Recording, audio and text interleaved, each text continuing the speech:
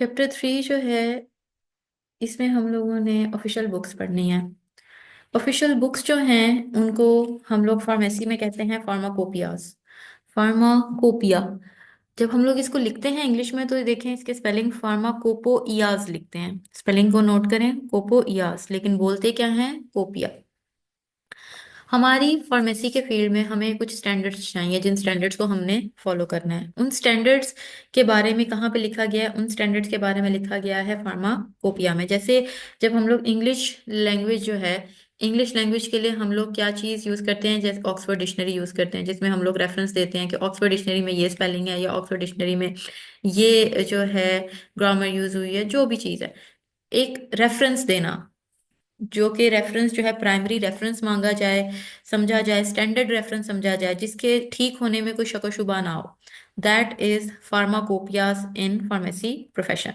Pharmacopoeia जो है, ये एक ऐसी बुक है जो कि गवर्नमेंट की सुपरविजन में बनती है। इसमें ड्रग के बारे में तमाम नॉलेज होती है, उसका सोर्स, उसके टेस्ट, उसकी क्वालिटी कंट्रोल टेस्ट, उसकी फॉर्मुलेशन आपने कैसे बनानी है, मतलब ड्रग अगर पाउडर फॉर्म में है तो उसकी टैबलेट्स कैसे बनानी है, उसका कैप्सूल कैसे बनाने हैं, उसका सिरप कैसे बनाना है, वो ड्रग के इस्तेमालात क्या हैं, वो बॉडी में जाके कैसे एक्शन करेगी, वो किस डोज के ऊपर थेराप्यूटिक है, किस डोज के ऊपर वो टॉक्सिक है, और किस डोज के ऊपर वो फेटल है, जानलेवा है। और उसकी स्टोरेज कंडीशंस क्या होनी चाहिए, उसकी स्टेबिलिटी क्या है, उसको 2 साल के लिए स्टेबल रखने के लिए हम क्या करेंगे। तो ये सारी चीजें जो हैं ये फार्माकोपिया में लिखी होती हैं। सबसे पहले हम लोग बुक्स इन फार्मेसी में अगर इंट्रोडक्शन देखें तो इसमें आप लोगों ने सिर्फ जो है इसको एक दफा रीड कर लेना है। इसके अंदर ना कोई क्वेश्चन है इस पैराग्राफ में, ना कोई एमसीक्यू है। The books containing the standards of drugs and other related substances are known as pharmacopoeias. This is not the definition of pharmacopoeia. Pharmacopoeia की डेफिनेशन या फिर ऑफिशियल बुक की डेफिनेशन हम आगे पढ़ेंगे। ये बस उन्होंने आपको एक नॉलेज दी है कि कोई भी किताब जिसके अंदर स्टैंडर्ड्स हैं ड्रग के, जिसमें हर चीज आ जाती है, कौन सी? They contain a list of drugs and their related substances regarding उनका सोर्स, उनके टेस्ट, उनके फॉर्मूलाज फॉर प्रिपरेशन, उनके एक्शंस, उनके यूजेस, उनके डोजेस। डोजेस कल हमने पढ़ा था क्या होते हैं, स्ट्रेंथ होती है। ये सारी चीजें उसमें लिखी होती हैं। तो उसके बाद कहते हैं literally it means it is a list of medicinal substances, crude drugs and formula for making preparations from them. अब ये देखें, ये बीपी 2009 का एक सेट इधर साइड पे पड़ा हुआ है। तो ये फार्माकोपिया कितनी मोटी मोटी जिल्दें होती हैं, और एक टाइम के ऊपर ये कोई 5-6 जिल्दें जो है ना, ये पब्लिश होती हैं, हर साल ये पब्लिश होता है। तो हर मुल्क अपना फार्माकोपिया निकालता है, ये भी हम आगे डिटेल में पढ़ेंगे।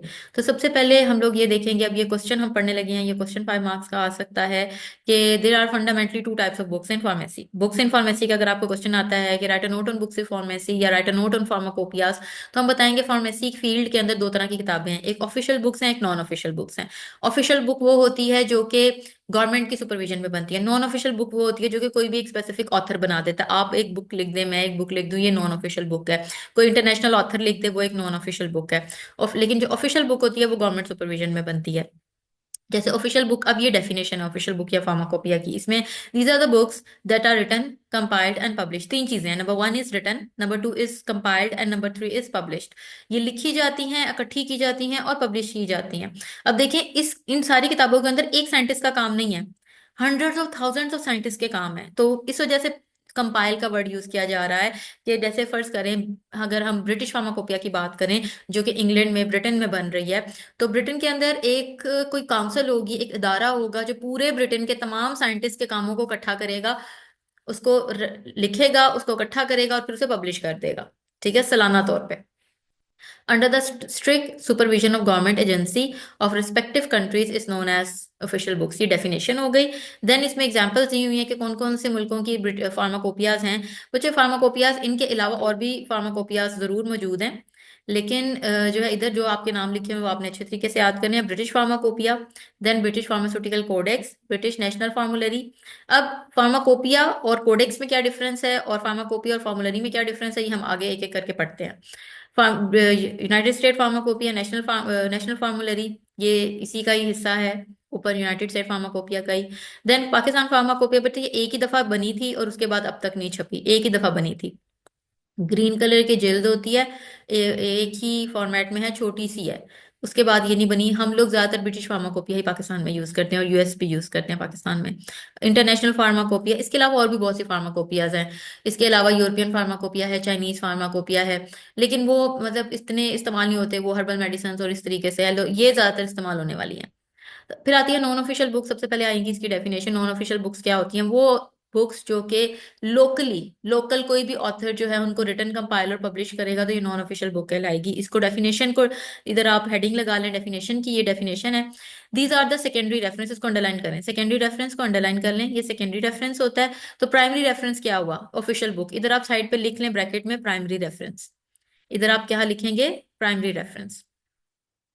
उसके बाद जो है इसके एग्जांपल्स दी हुई है। रिमिंगटन फार्मास्यूटिकल साइंसेज, रिमिंगटन जो है इसको बाबाए फार्मास्यूटिक्स या बाबाए फार्मेसी भी कहते हैं, 2 जिल्दों की किताब है ये। उसके अलावा मार्क इंडेक्स। उसके अलावा जो है pharmacology by Katzung and tutorial pharmacy. Tutorial pharmacy physical pharmacy की बुक है, और ये फार्माकोलॉजी बाय कैटजिंग जो है ये फार्माकोलॉजी की बुक है, जो कि ऑथर का नाम क्या है? कैटजिंग। एग्जाम्पल सारी आपने याद करनी है, ऊपर डेफिनेशन नीचे एग्जाम्पल। अगर आपको क्वेश्चन आता है right a note on books in pharmacy, सबसे पहले आप बताएंगे कि कितनी तरह की बुक्स हैं? 2 तरह की बुक्स हैं, ऑफिशियल बुक्स और नॉन ऑफिशियल बुक्स। देन आप फिर ऑफिशियल बुक्स की डेफिनेशन, देन उनकी एग्जाम्पल्स लिखेंगे, फिर नॉन ऑफिशियल बुक्स की डेफिनेशन, और फिर नॉन ऑफिशियल बुक्स की एग्जाम्पल लिखेंगे। ये आपका एक क्वेश्चन कंप्लीट हो गया। फिर हमारे पास एक एक करके उन्होंने जितनी भी सारी ऊपर किताबें बताई हैं ऑफिशियल बुक्स, एक एक करके सबको इन्होंने एक्सप्लेन किया है। हम भी इनको पढ़ते हैं। सबसे पहले उन्होंने बताया ब्रिटिश फार्माकोपिया। ब्रिटिश फार्माकोपिया दुनिया में इस्तेमाल की जाने वाली सबसे ज्यादा इस्तेमाल होने वाली फार्माकोपिया है। जैसे ब्रिटिश फार्म, सबसे पहली लाइन देखें, इसको अंडरलाइन कर लें। British pharmacopoeia is most abundantly used pharmacopoeia in the world. दुनिया में सबसे ज्यादा इस्तेमाल होने वाली फार्माकोपिया कौन सी है? British pharmacopoeia. Today it is mostly used because of the up to date monograph regarding to the drug. अब ये इस्तेमाल होती है क्यों? क्योंकि अप टू डेटेड है। मोनोग्राफ क्या होता है? वो पेज, किताब का वो पेज जिसके ऊपर ड्रग के बारे में इंफॉर्मेशन लिखी जाती है, that is called monograph. The fundamental responsibility of BP is on the general Medical council. कौन सा इदारा बनाता है बीपी? ब्रिटेन ने, यूनाइटेड किंगडम ने कौन सा इदारा बनाया जो कि फार्माकोपियाज बनाएगा, फार्माकोपियाज की निगरानी करेगा? That is GMC, general Medical council. General Medical council इसको बनाती है। और पहली दफा इसको कब मिला था ये राइट के? ये बनाया 1858 में। बेटा आप लोगों ने ये सन भी याद करने हैं। 1858 आपको एमसीक्यू आ सकता है, जनरल मेडिकल काउंसिल आपको एमसीक्यू आ सकता है। पहली लाइन जो मैंने आपको अंडरलाइन कराई है कि मोस्ट अबंडेंटली यूज्ड है ये दुनिया में, तो ये भी आपको एमसीक्यू आ सकता है। फिर मेन चीज है कि इस किताब के कंटेंट क्या है। Complete monograph of drug. Monograph के अंदर उस ड्रग की हर चीज लिखी होती है। मोनोग्राफ मैंने आपको बताया कि वो पेज, किताब का वो सफा, जैसे ये जो है किताब का एक सफा है जिससे मैं आपको पढ़ा रही हूँ, ये भी किताब का सफा है ना। तो ब्रिटिश फार्माकोपिया के अंदर वो किताब का सफा जिस पे ड्रग की इंफॉर्मेशन लिखी जाएगी, वो किताब का क्या कहलाता है? मोनोग्राफ। उसमें ड्रग के बारे में हर चीज लिखी जाएगी, उसकी आइडेंटिफिकेशन, उसके एनालिटिकल टेस्ट कैसे होंगे, उसकी क्वालिटी कंट्रोल कैसे करेंगे, उसकी क्वालिटी अश्योरेंस हम कैसे करेंगे, ईच एंड एवरीथिंग हम उसके बारे में उसमें बताया जाता है। फिर नेक्स्ट आता है हमारे पास British national formulary. British national formulary जो है ये एक तो जीएमसी, देखो ये है तो ब्रिटेन की, तो जीएमसी और एक और इदारा एंटर हो जाता है, रॉयल फार्मास्यूटिकल सोसाइटी। इनके अंडर बनती है। रिटन कंपाइल्ड एंड पब्लिश्ड किसके अंदर बनती है? जीएमसी और रॉयल फार्मास्यूटिकल सोसाइटी के अंडर आती है ये। उसके बाद ये एक्चुअली फॉर्मूलरी का वर्ड है क्या? फॉर्मूलरी होती है लिस्ट ऑफ मेडिसिन जो कि उस एरिया में या उस कंट्री के अंदर मौजूद होंगी। अब दुनिया में करोड़ों मेडिसिन हैं। हर मुल्क में हर मेडिसिन का होना लाजमी नहीं है। हर मुल्क में उस मेडिसिन का होना लाजमी है जिस मेडिसिन की उसे जरूरत है, जो बीमारी उधर प्रिवेल करती है। अब ब्रिटेन के अंदर पोलियो नहीं है, तो पोलियो वैक्सीन नहीं होगी। सोचने वाली बात है ना। तो हर मुल्क के अंदर specific type of diseases prevail करती हैं, और उसी तरीके से specific type of medicine, specific number of medicine उधर होनी चाहिए। तो हर जो मुल्क है वो अपनी एक फॉर्मूलरी बनाता है। उस फॉर्मूलरी के अंदर वो एक लिस्ट ऑफ ड्रग बना देता है कि ये जो ड्रग्स है ना ये हमारे पास होनी जरूरी है। तो वो जो है लिस्ट, वो भी उसको नेशनल फॉर्मूलरी कहेंगे। और वो जो लिस्ट है वो ब्रिटेन वाले कौन बनाएगा? जीएमसी और रॉयल फार्मास्यूटिकल सोसाइटी बनाएगी। उसके अलावा जो है this book contains following information. अब देखें इसके अंदर क्या क्या होता है। इसमें ड्रग के बारे में नॉलेज लिखा होता है। प्रिस्क्रिप्शन पॉलिसी को अंडरलाइन कर लें, आपको ये एमसीक्यू आ सकता है कि ड्रग की प्रिस्क्रिप्शन पॉलिसी किस में लिखी जाती है। ड्रग की प्रिस्क्रिप्शन पॉलिसी जो है वो किस में लिखी जाती है। ड्रग की प्रिस्क्रिप्शन पॉलिसी लिखी जाएगी ब्रिटिश नेशनल फॉर्मूलरी के अंदर, अंडरलाइन करें इसमें। अच्छा, उसके बाद इसमें रिफिलिंग स्टेटस और प्रिस्क्रिप्शन हैंडलिंग का बताया जाएगा, और उसके अलावा थोड़ी बहुत फार्माकोलॉजी बताई जाएगी कि फार्माकोलॉजी क्या होती है, ड्रग का बॉडी पे असर और बॉडी का ड्रग पे असर, इसको कहते हैं फार्माकोलॉजी। फार्माकोलॉजी क्या कहलाती है, ड्रग का बॉडी पे असर और बॉडी का ड्रग पे असर। देन हमारे पास आती है ब्रिटिश फार्माकोपिया कोडेक्स, बीपीसी। ये रॉयल फार्मास्यूटिकल सोसाइटी बनाती है, 1903 में उन्होंने पहली दफा बनाई थी। इसके अंदर डिस्पेंसिंग टेक्निक्स होती हैं कि ड्रग्स को डिस्पेंस कैसे करना है। अच्छा, सबसे पहले अगर हम थोड़ा सा ना कंपैरिजन करें, तो ब्रिटिश फार्माकोपिया मेन किताब है, बड़ी किताब है। इसके अंदर उन्होंने ड्रग के बारे में हर चीज बता दी। फिर बीएनएफ जो है उससे छोटी किताब है। इसके अंदर ये क्या बताते हैं कि ड्रग को प्रिस्क्राइब कैसे किया जाता है। और लास्ट में ब्रिटिश फार्मास्यूटिकल कॉडेक्स जो है, वो छोटे रसाले की तरह किताब होती है। जैसे जर्नल्स नहीं होते, मेडिकल जर्नल्स, बच्चों के रसाले हम बचपन में पढ़ा करते थे, तो इसी तरह के मेडिकल जर्नल्स भी होते हैं जो हर माह छपते हैं। तो इस तरह का ये कोडेक्स होता है जिसके अंदर जो है डिस्पेंसिंग टेक्निक्स लिखी होती हैं। मेन ड्रग कैसे बनाएंगे, फिर उसको प्रिस्क्राइब कैसे करेंगे, और लास्ट में क्या आता है, डिस्पेंसिंग। तो पैटर्न देखें, अगर आप इस पैटर्न को समझ लें तो आपको रट्टा मारने की जरूरत नहीं पड़ेगी। ब्रिटिश फार्माकोपिया के अंदर तमाम इंफॉर्मेशन है। बीएनएफ के अंदर जो है क्या लिखा जाएगा, प्रिस्क्रिप्शन पॉलिसी, कि उस ड्रग को प्रिस्क्राइब कैसे करना है जो ऊपर बना दी गई है। फिर कोडेक्स के अंदर वो ऊपर प्रिस्क्राइब तो हो गई, तो उसको देना कैसे है, उसको डिस्पेंस कैसे करना है। अब टैबलेट्स जो हैं वो डिफरेंट तरीके से डिस्पेंस होती हैं, और कैप्सूल्स डिफरेंट तरीके से जो है डिस्पेंस होते हैं। हमारे मुल्क में यूनिट डोजेज फॉर्म का जो है वो कस्टम बना हुआ है। बाहर के मुल्कों के अंदर ना मल्टीपल डोजेज फॉर्म होते हैं, मतलब बड़े बड़े कंटेनर्स के अंदर दवाई होती है। पेशेंट को उसकी नीड के मुताबिक ना बड़े कंटेनर से थोड़ी सी दवाई निकाल कर उसको एक यूनिट जो है किसी डिब्बी के अंदर, किसी भी कार्टन के अंदर डाल के उसे दे देते हैं। इसके अंदर थोड़ी थोड़ी फार्माकोलॉजी भी बताई जाएगी। फार्माकोलॉजी क्या होती है, फार्माकोलॉजी होती है ड्रग का बॉडी पे असर और बॉडी का ड्रग पे असर। उसके बाद है हमारे पास इंटरनेशनल फार्माकोपिया। इंटरनेशनल फार्माकोपिया बेटा, ये सबसे पहले इसकी डेफिनेशन देखें कि ये ऐसी किताब है जो रिटन, कंपाइल और पब्लिश होगी किसके अंडर, डब्ल्यूएचओ के अंडर। डब्ल्यूएचओ जो है वो इसको रिटन, कंपाइल और पब्लिश करेगा। ये स्पेसिफिक मुल्क के अंदर नहीं आती, बल्कि एक इदारे के अंदर आती है, वो क्या है, वर्ल्ड हेल्थ ऑर्गेनाइजेशन के अंदर आती है। इस ड्रग के अंदर है ना, इस बुक के अंदर इंटरनेशनल फार्माकोपिया में ना, अब हम देखते हैं कि ड्रग जो है ना, एक जो कस्टमरी तरीका है ना, टैबलेट, कैप्सूल्स और सिरप, उससे भी बाहर आ चुके हैं। अब नैनो टेक्नोलॉजी आ चुकी हुई है, अब पैलेट्स आ चुके हुए हैं, और बहुत सी चीजें आ चुकी हुई हैं, लाइसोसोम्स आ चुके हुए हैं, और मतलब कि ऐसी ऐसी चीजें जो कि आप लोगों ने कभी सुनी भी नहीं है, उस तरह की चीजें आ चुकी है। अब टैबलेट्स की जगह कैप्लेट्स भी आ चुकी हुई हैं। ये वो नाम है जो कि हमें इतना कस्टमरी नहीं है ये मेडिसिन, लेकिन ये प्रैक्टिस में है, ये मार्केट में अवेलेबल भी होती है, लेकिन बहुत कम लोग इसको, डॉक्टर इसको प्रिस्क्राइब करते हैं, और बहुत कम इसके जो हैं वो लोग इसको इस्तेमाल करते हैं। पाकिस्तान बहुत ज्यादा अंडर डेवलप्ड है, यहाँ पे तो बहुत कम इस तरह की मेडिसिन अवेलेबल है। हमारे फार्मास्यूटिकल कंपनीज कोशिश कर रही हैं इस तरह की टेक्नोलॉजी पाकिस्तान में लाने में, लेकिन ये बहुत ज्यादा एक्सपेंसिव पड़ती है, और हमारी आम आवाम जो है वो इतनी एक्सपेंसिव मेडिसिन को अफोर्ड भी नहीं कर पाएगी। लेकिन बहुत सी टेक्नोलॉजी मेडिसिन के अंदर आ चुकी हुई है।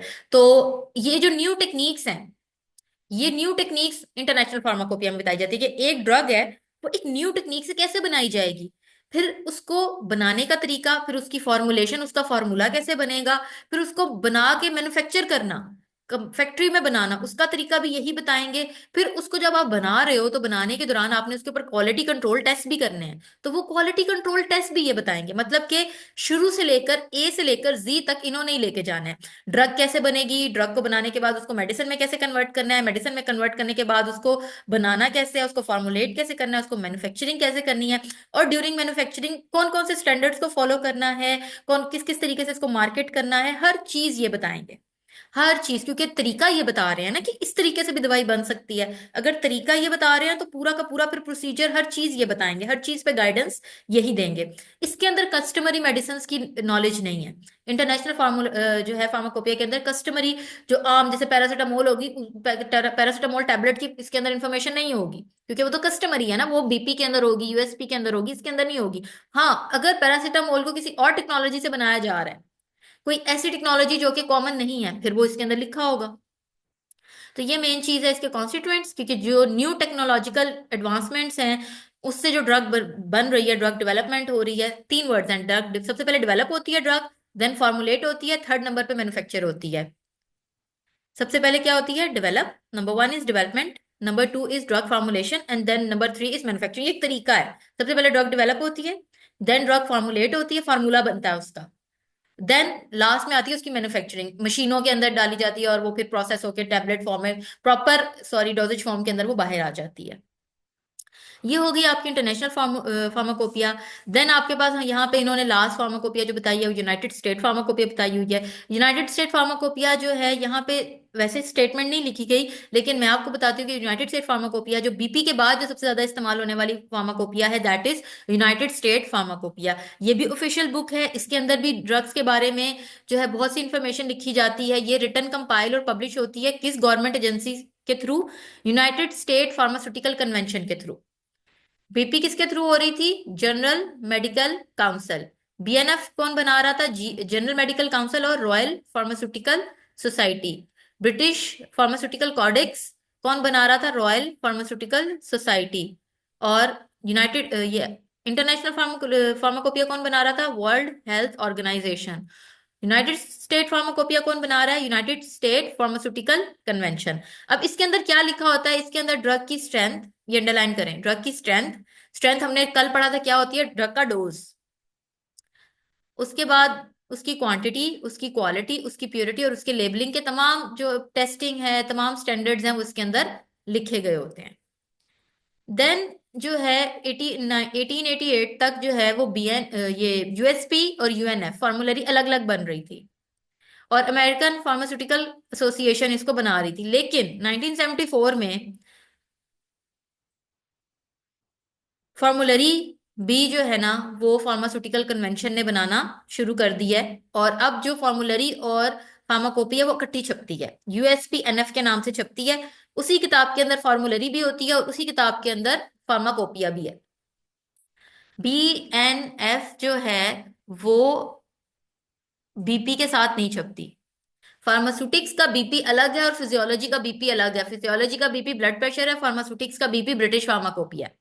फार्मास्यूटिक्स के बीपी में, ब्रिटिश फार्माकोपिया में, जो ब्रिटिश फार्माकोपिया है ये और बीएनएफ ये दोनों अलग अलग छपती हैं। लेकिन इन केस ऑफ यूएसपी 1980 से पहले पहले यूएसपी और यूएनएफ अलग अलग थी, लेकिन इसके बाद अब यूएसपी और NF, national formulary, United state वालों की अब एक ही किताब में छपती है। ये आप लोगों ने जो इदारे बनाते हैं उनको जरा ध्यान से देख लेना है। देन हमारे पास आती है non official books. Non official books के ऊपर हमने डेफिनेशन पढ़ी थी, वो किताबें जो कि रिटर्न कंपाइल और पब्लिश होती हैं लोकली, लोकल तौर पे होती हैं, वो कहलाती हैं नॉन ऑफिशियल बुक्स। इनके अंदर तीन बुक्स की एग्जांपल है, Remington applied and clinical pharmacology and tutorial pharmacy. तो रिमिंगटन जो है मैंने आपको बताया था ये फार्मेसी की किताब है, इसको बाबाई फार्मेसी भी कहते हैं हम लोग। इसकी दो जिल्दें होती हैं, अवेलेबल इन 2 वॉल्यूम्स। उसके बाद मैंने आपको बताया था कि जो फार्माकोलॉजी बाय कैटजंग है ये फार्माकोलॉजी की बुक है और ये इसके जो ऑथर का नाम है वो कैटजंग है। और इसके अंदर हम लोग डिटेल में फार्माकोलॉजी पढ़ते हैं। और फार्माकोलॉजी क्या है? फार्माकोलॉजी है ड्रग का बॉडी पे असर और बॉडी का ड्रग पे असर। फार्माकोलॉजी का पूरा चैप्टर, पूरा सब्जेक्ट पढ़ना है आपने इन सेकेंड ईयर। अभी के लिए फिलवक्त के लिए फार्माकोलॉजी का में हम पढ़ते क्या है? हम फार्माकोलॉजी में पढ़ते हैं कि जब हम मेडिसिन लेते हैं, खा लेते हैं या इंजेक्शन लगा लेते हैं, बॉडी के अंदर आ गई है बस, तो उस मेडिसिन का बॉडी पे क्या असर होगा और बॉडी उस मेडिसिन का क्या करेगी, बॉडी मेडिसिन के ऊपर कैसे इफेक्ट करेगी। और ट्यूटोरियल फार्मेसी जो है वो किस चीज की किताब है? फिजिकल फार्मेसी की। फिजिकल फार्मेसी जो है ना वो ऐसी फार्मेसी है जिसके अंदर आपकी ड्रग के अंदर या फिर कुछ ऐसे प्रोसेसेस हैं जिनकी वजह से फिजिकल चेंजेस आते हैं। जैसे हमारा chapter number 10 completely physical pharmacy है। उसके अंदर हम लोगों ने कोई 18-20 टेक्निक्स पढ़नी है फिजिकल फार्मेसी की। तो बच्चों ये आप लोगों का कंप्लीट चैप्टर हो गया है।